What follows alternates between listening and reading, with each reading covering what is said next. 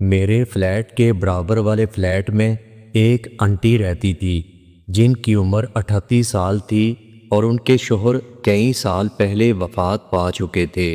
ان کے 2 بچے تھے جو اپنے نانا نانی کے پاس رہتے تھے، جبکہ وہ انٹی اپنی زندگی اکیلے گزار رہی تھیں۔ بہت پردے دار، خوش مزاج اور اپنی دنیا میں مگن عورت تھی۔ میں ایک سرکاری ملازم تھا۔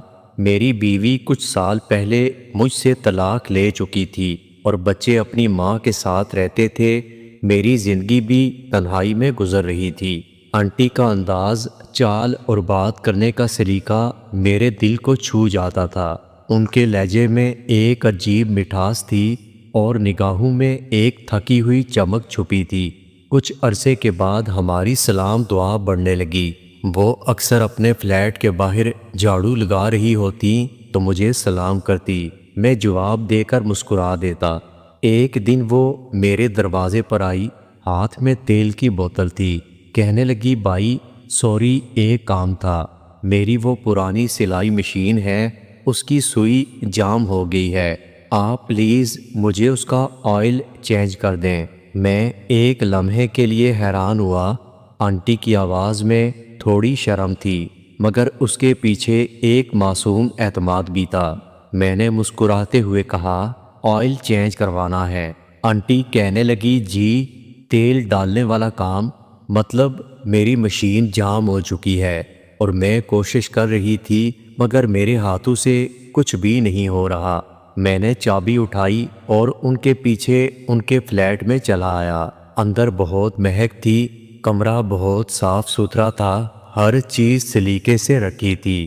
انٹی مشین لا کر ایک چادر پر رکھ چکی تھی۔ میں بیٹھا، ہاتھ میں کپڑا لیا اور دھیرے سے صفائی شروع کی۔ میں نے کہا، یہ مشین بہت پرانی ہے۔ آنٹی کہنے لگی، ہاں یہ مجھے شادی کے وقت ملی تھی، لیکن اب تو جیسے ہر چیز کی روانی ختم ہو چکی ہے۔ میں نے ایک نظر ان کی آنکھوں میں دیکھا تھا، ایک لمحے کو خاموشی طاری ہو چکی تھی۔ وہ بات کہنے کے بعد فوراً کچن میں چلی گئی۔ کہنے لگی، چائے بنا کر دیتی ہوں، آپ میری مشین کا آئل چینج کر لیں۔ جب وہ واپس آئیں تو میں نے صفائی مکمل کر لی تھی اور تیل لگا کر مشین کو رواں کر دیا تھا۔ میں نے کہا، اب چلا کر دیکھیں۔ وہ میری بات سن کر مسکرا پڑیں، تھوڑا سا جھک کر مشین کی سوئی کو ہاتھ لگایا۔ مشین نے روانی سے چلنا شروع کر دیا۔ کہنے لگی، واہ بھائی، آپ نے تو جیسے جادو کر دیا ہو۔ میں نے کہا، انٹی یہ صرف آئل چینج تھا، اصل بات روانی کی ہوتی ہے۔ جب وقت پر چکنائی ملے تو ہر چیز دوبارہ چل پڑتی ہے۔ انٹی نے ایک لمحے کو میری طرف دیکھا جیسے میری بات سمجھ گئی ہوں، مگر وہ کچھ بھی نہیں بولی۔ ان کے لبوں پر ایک ایسی مسکراہٹ تھی جس میں کئی راز دفن تھے۔ اسی شام کے بعد ہماری بات چیت میں ایک نرم روانی آ گئی۔ اب وہ کبھی کبھی دوپہر کے وقت مجھے چائے پر بلا لیتی، میں بھی بغیر شرم کے وہاں چلا جاتا۔ ایک دن انٹی کہنے لگی، بھائی آج میری طبیعت کچھ بوجھل ہے، اگر آپ کو برا نہ لگے تو آپ میرے کندھے پر تھوڑا سا تیل لگا دیں، ایسے لگتا ہے جیسے کچھ جم گیا ہو۔ میں انٹی کی بات سن کر حیران ہوا، لیکن میں نے کہا، جی میں لگا دیتا ہوں۔ انٹی کے لہجے میں کوئی شرارت نہیں تھی، بس وہی پرانی انٹی تھی، اپنی دنیا میں مگن مگر اندر سے تنہا تھی۔ میں نے تیل ہاتھ میں اٹھا لیا۔ انٹی صوفے پر لیٹ چکی تھی، ان کے دوپٹے کا کنارہ کندھے سے سرک رہا تھا۔ میں نے انگلیوں میں تھوڑا سا تیل لے کر ان کے کندھے پر نرمی سے ملنا شروع کر دیا۔ ایک خاموشی تھی اور اس خاموشی میں گہری سانسوں کی آواز تھی۔ انٹی کہنے لگیں، بھائی کبھی کبھی لگتا ہے جیسے زندگی صرف آئل چینج مانگتی ہے اور سب کچھ پھر سے چلنے لگتا ہے۔ میں نے ان کی بات میں چھپی ہوئی تھکن، تنہائی اور خواہش کو محسوس کیا تھا، اور وہ لمحہ ہمیشہ کے لیے میرے دل پر نقش ہو چکا تھا۔ اس دن کے بعد انٹی کی نگاہیں بدل چکی تھیں۔ وہ وہی انٹی تھی، سلیقے والی، دھیمی بات کرنے والی، مگر اب ان کی نظریں ٹھہر جاتی تھیں اور کبھی کبھی جھک کر کچھ چھپا بھی لیتی تھیں۔ جیسے کوئی اندر کی روشنی چھلکنے سے روک رہی ہو۔ ایک دوپہر میں دفتر سے جلدی واپس آیا، گلی میں داخل ہوتے ہی دروازے پر آنٹی کھڑی تھی، ہاتھ میں چھوٹا سا ڈبہ تھا۔ بھائی معاف کیجیے گا، میرا روم کولر عجیب آواز نکال رہا ہے، شاید اس کا بھی آئل چینج کرنا ہے۔ میں نے مسکرا کر کہا، آپ تو اب ہر چیز کی ذمہ داری میرے کندھوں پر ڈال رہی ہیں۔ آنٹی کہنے لگی، آپ کے کندھے بہت بھروسے والے ہیں۔ یہ جملہ سیدھا میرے دل پر اترا تھا۔ وہ شرما کر واپس مڑی اور اندر چلی آئی۔ روم کولر کمرے کے کونے میں رکھا تھا، پرانا سا تھا، واقعی آواز کر رہا تھا۔ میں اسے ٹھیک کرنے لگا۔ آنٹی کچن میں چائے لینے چلی گئی۔ برتنوں کی ہلکی ہلکی آواز آ رہی تھی۔ کولر کے شور میں ایک عجیب سا مزہ آ رہا تھا، جیسے سکون اس شور میں چھپا ہو۔ میں نے دھیان سے کولر کی صفائی کی اور نئی چکنائی لگانا شروع کر دی۔ اتنے میں آنٹی میرے پاس آئی، اس کے ہاتھ میں چائے کی ٹرے تھی۔ کہنے لگی، کتنا وقت لگے گا؟ میں نے کہا، بس تھوڑا سا ٹائم لگے گا، جب تک اچھی طرح تیل لگ نہیں جاتا یہ شور بند نہیں ہوگا۔ میری بات سن کر آنٹی کہنے لگی، کیا دلوں پر بھی آئل لگایا جا سکتا ہے؟ میں نے حیران ہو کر انہیں دیکھا تو وہ مسکرا رہی تھی، مگر یہ مسکراہٹ کسی مذاق کی نہیں، ایک ادھورے سوال کی تھی۔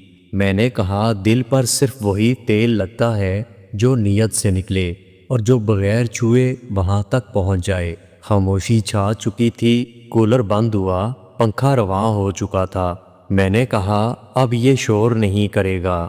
آنٹی کہنے لگی، کاش انسان بھی اتنے آسان ہوتے۔ خیر، ہم دونوں نے چائے پینا شروع کی۔ دھیرے دھیرے موسم گرم ہو رہا تھا۔ میں نے کھڑکی سے باہر دیکھا، شام کا رنگ گہرا ہو رہا تھا۔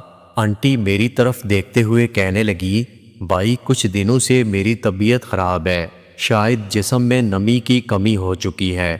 اگر آپ کے پاس وقت ہو تو آج ذرا میرے پاؤں پر تیل مل دیں۔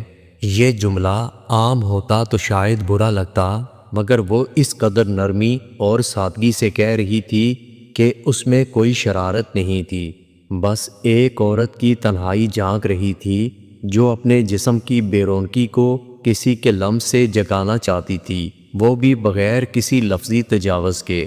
میں نے سر ہلا دیا۔ وہ صوفے پر بیٹھ چکی تھی، دوپٹہ اب بھی مکمل انداز میں تھا۔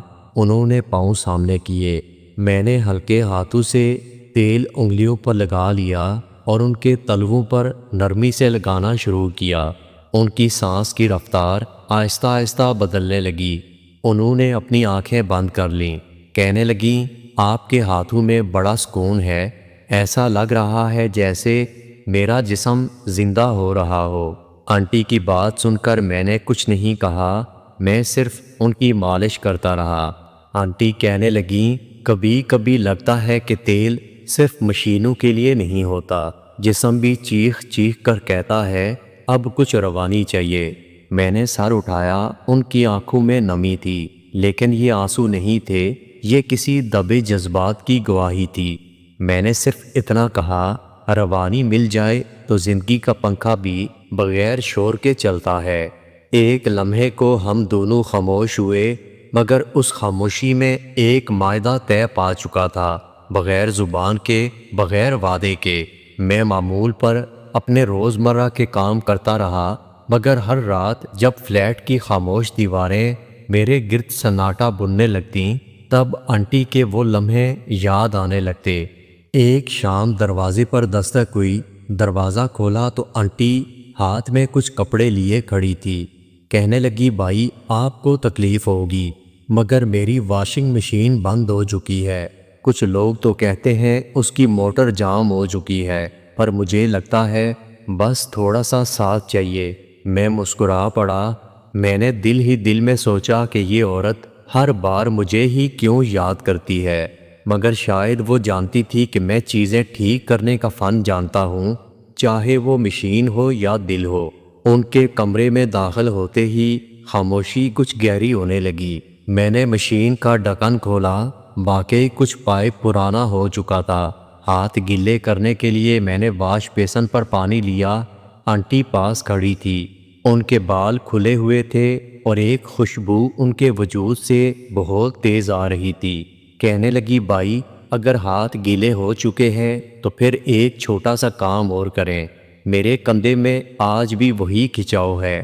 میں نے پلٹ کر دیکھا، ان کی آنکھوں میں کوئی شرم نہیں تھی، نہ سوال تھا، صرف اعتماد، صرف طلب، صرف ایک بے آواز التجا تھی۔ میں نے مسکرا کر کہا بس 1-2 منٹ رک جائیں۔ میں نے ہلکا سا تیل ہاتھ پر لگایا اور نرمی سے ان کے کندھے پر لگانا شروع کیا۔ ان کی سانسیں آہستہ آہستہ گہری ہونے لگیں۔ کہنے لگی بھائی کیا آپ کو لگتا ہے لمس صرف جسم کو نہیں دل کو بھی نرم کرتے ہیں؟ میں نے آنٹی کی بات کا جواب نہیں دیا، صرف اپنے ہاتھ کا دباؤ تھوڑا سا نرم کر دیا۔ آنٹی پھر کہنے لگی پتہ ہے میرے شوہر جب زندہ تھے تو اتنی نرمی کبھی نہیں ملی۔ شاید زندگی میں ہر رشتہ شور کرتا ہے مگر کچھ لمحے صرف چپ میں مکمل ہوتے ہیں۔ وہ آہستہ سے بول رہی تھیں، ان کے الفاظ میرے اندر اتر رہے تھے۔ میں نے ان کی گردن پر ہلکے سے انگلیاں پھیریں اور ان کا بدن ایک پل کو لرز گیا تھا۔ آنٹی کہنے لگی کبھی کبھی لگتا ہے جیسے آپ صرف آئل نہیں میری ادھوری سانسیں بھی ٹھیک کر رہے ہیں۔ میں جھک کر مشین بند کرنے لگا۔ دل کی رفتار بہت تیز تھی، میرے ہاتھ کانپ رہے تھے مگر ظاہری طور پر میں مکمل قابو میں تھا۔ میں نے کہا مشین اب چلنے لگی ہے۔ میں نے ہر جوڑ پر تیل لگا دیا۔ آنٹی کہنے لگی اور میرے جوڑ پر؟ یہ سوال جیسے ہوا میں رکھا گیا ہو۔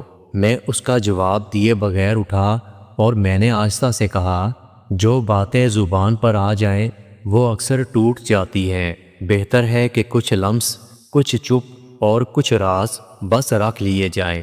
آنٹی میری بات سن کر خاموش رہی، وہ صرف مسکراتی رہی اور یہ مسکراہٹ کسی شکریہ کی نہیں تھی بلکہ ایک نئی کہانی کی پہلی قسط تھی۔